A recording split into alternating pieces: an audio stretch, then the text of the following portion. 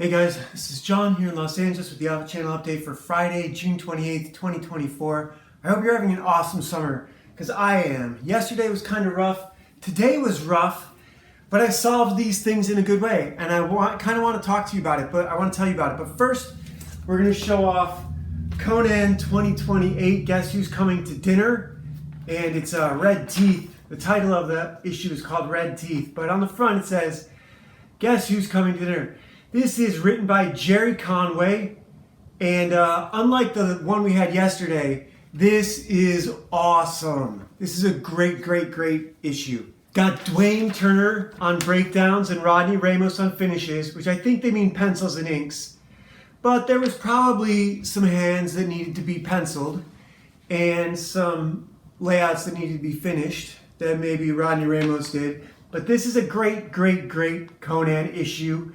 It starts off with these guys in the bar watching this dancing girl and talking about who's going to get to take her home and how much she's worth and how much it would cost each of them to spend the night with her. And you know what I've never understood about Conan is this is the first time I've ever grown my hair out long, and I don't get the bangs.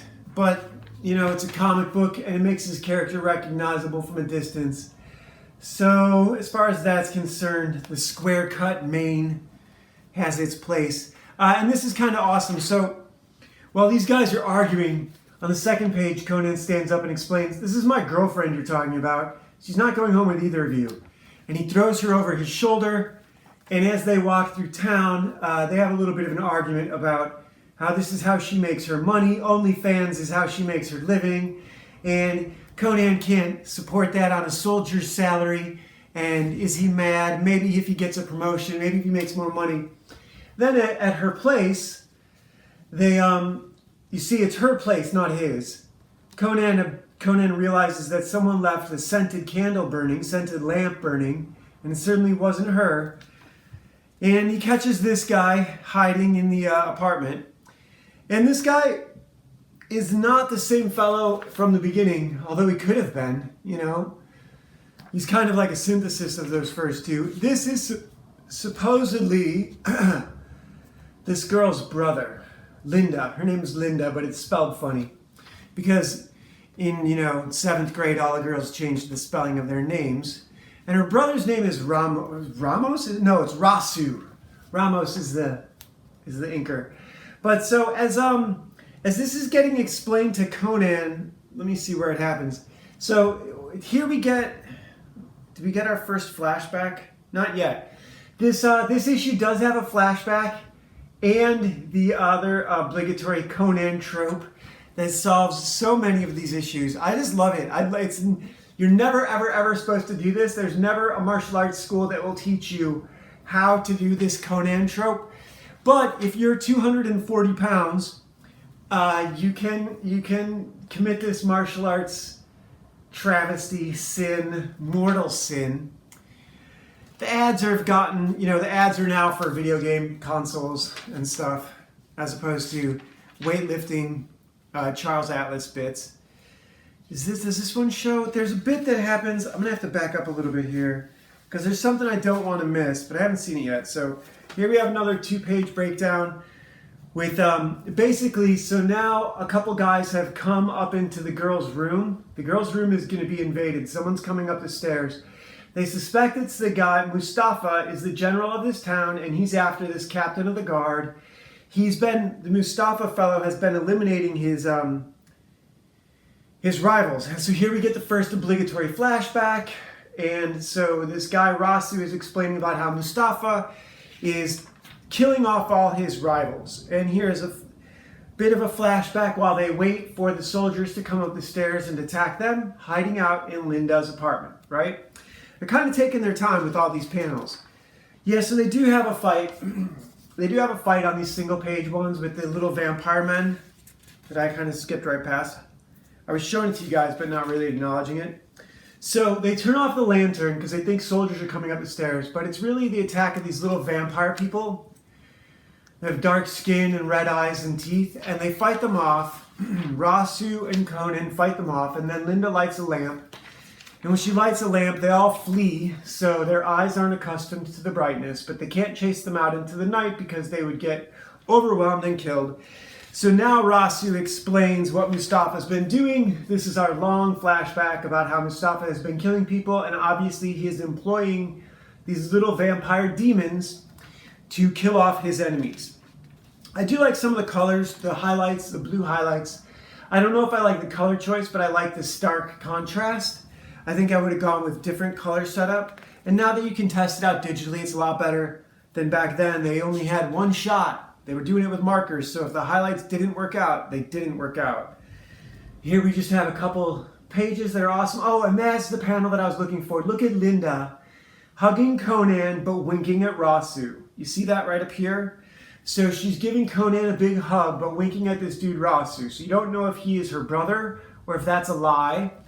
But she's also maneuvering to get Conan. So here's another flashback where Rasu's explaining more about Mustafa. And we see Mustafa as a person.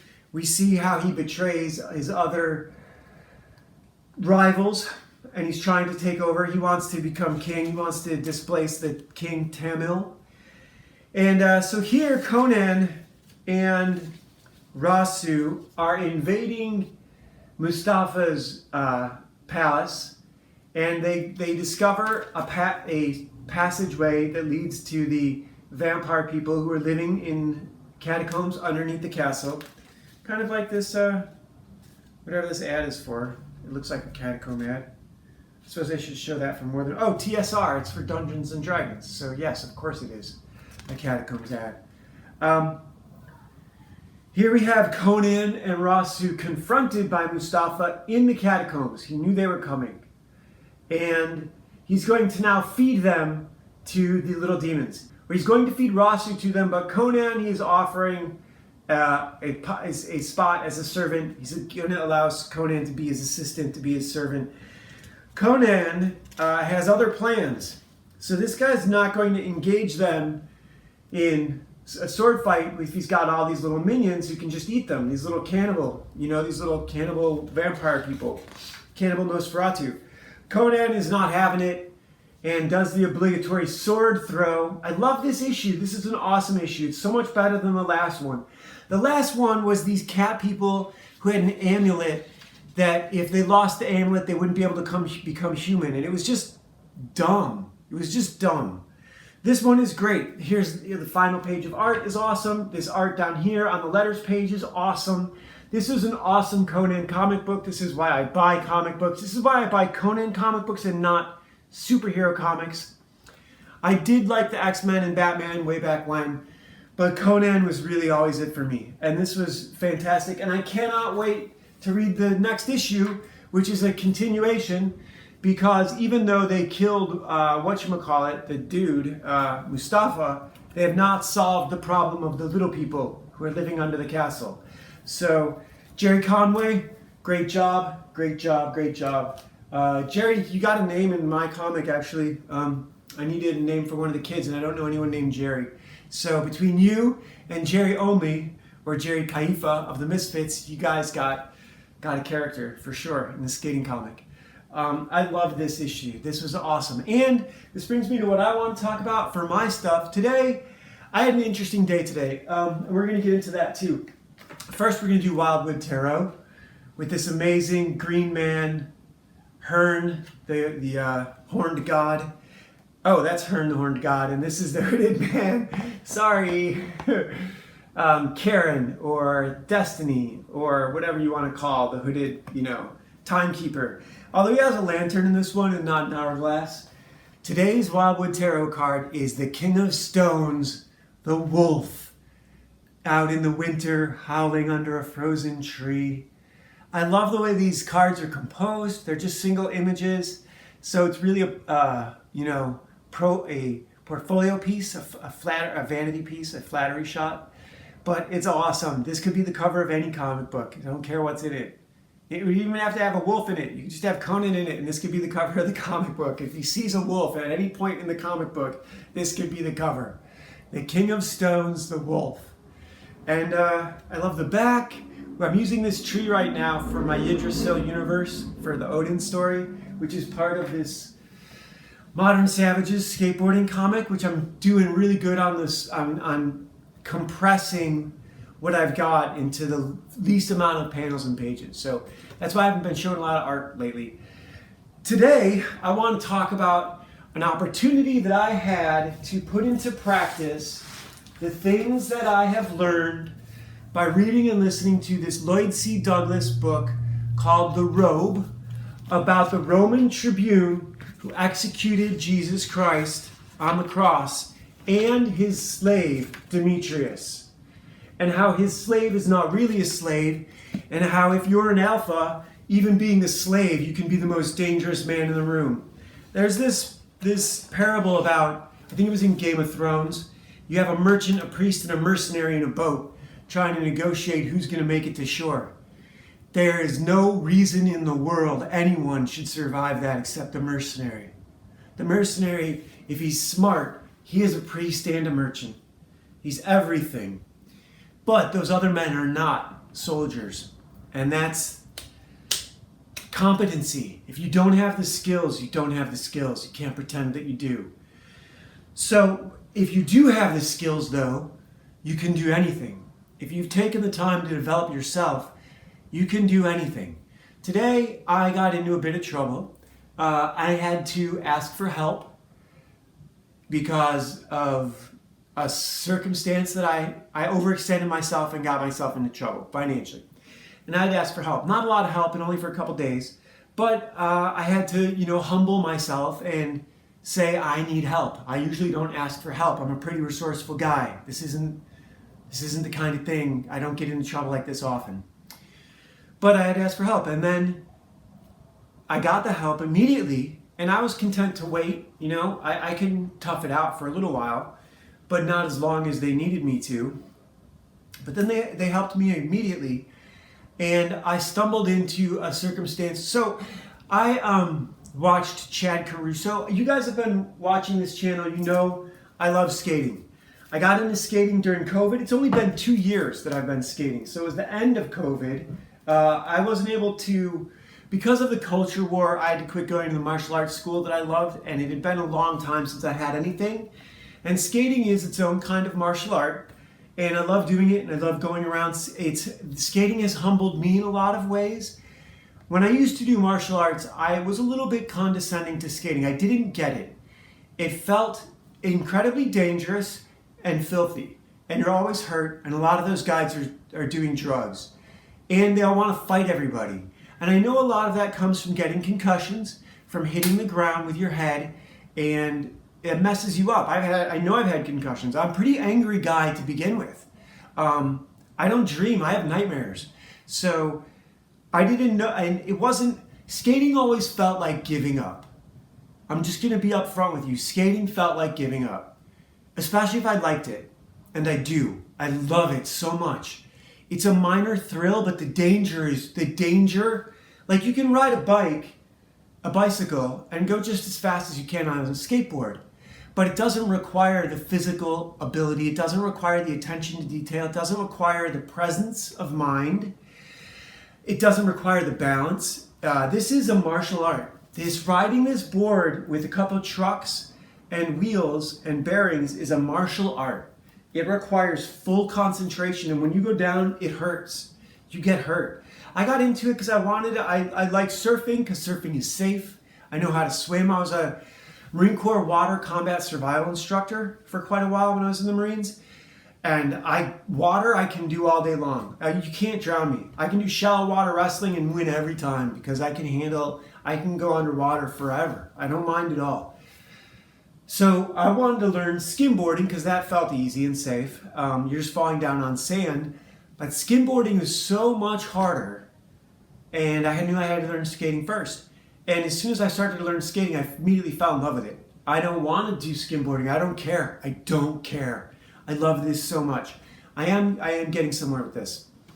Chad Caruso, over March and April of last year, or April and May, I think, of last year, skated across the country from Venice Beach to Virginia Beach. 8 hours, 10 hours a day, every day for 47 days or 57 days. I think it was 57 days, just short of 60 days. And he wanted to be a pro skater. I think dropped out of high school. I have mad respect for this guy. He's done NBD tricks like never been done before tricks. He's immensely skilled. And his soul is so pure and honest and competent. And he works as a food truck. And I had looked down on food trucks. I wasn't going to eat tacos from a food truck. I was making $100 grand a year as a Hollywood editor, going to martial arts classes, paying $100 for $100 private classes a couple times a week from this Gung instructor. I think I spent $10,000 with this guy.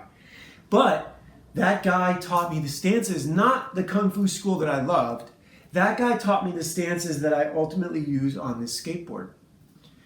Spending all that money was probably the most valuable secondary schooling I've ever gotten. I couldn't have afforded it from my Kung Fu teacher.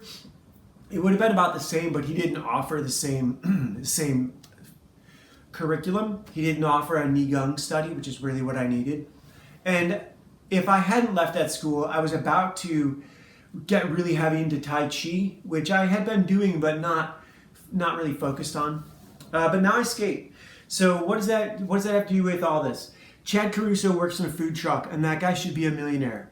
All his friends from the East Coast, I think he's from Maryland, the filmers made it. Out here on the West Coast, Chad probably would have made it as a pro skater just because he's such a cool guy and such a nice guy. But on the East Coast, they can only skate 6 months out of the year, and that's pushing it. Winter sucks, you know? I grew up outside Chicago, so it's a different, you can only do this a few months of the year. In California, every day is summer. Every day is a holiday and every meal is a feast. And that it really, if you live that way, if you choose to live that way, you can live that way with $5.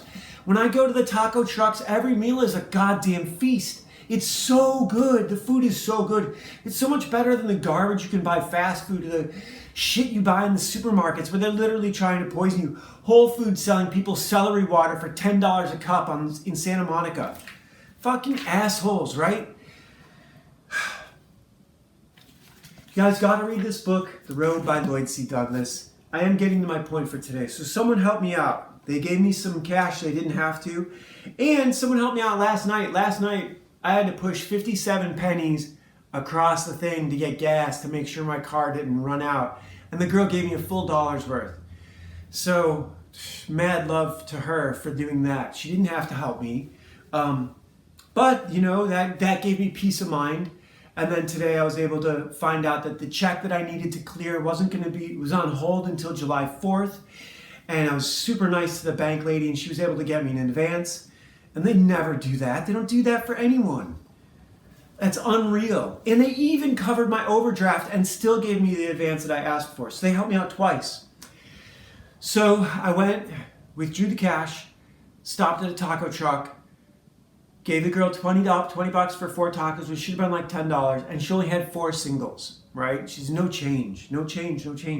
So, okay, no problem. And I snatched the singles from her hand, and just, you can keep the rest, right? I still have to go get gas because my car's been on empty for a whole week. I have to go get gas so I can get to work tonight and draw comics at work and fuck off. I love my job. But so I realized at the gas station that I snatched all her singles.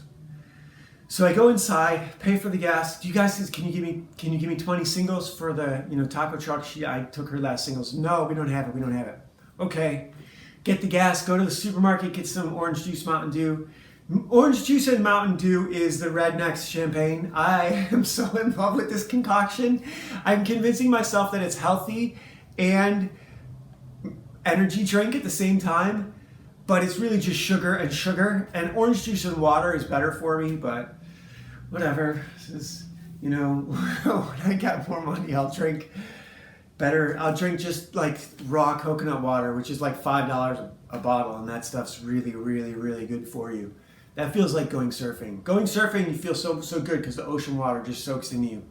The rest of my story. I go to the supermarket, I have to ask the guy, I need 20 singles for $20.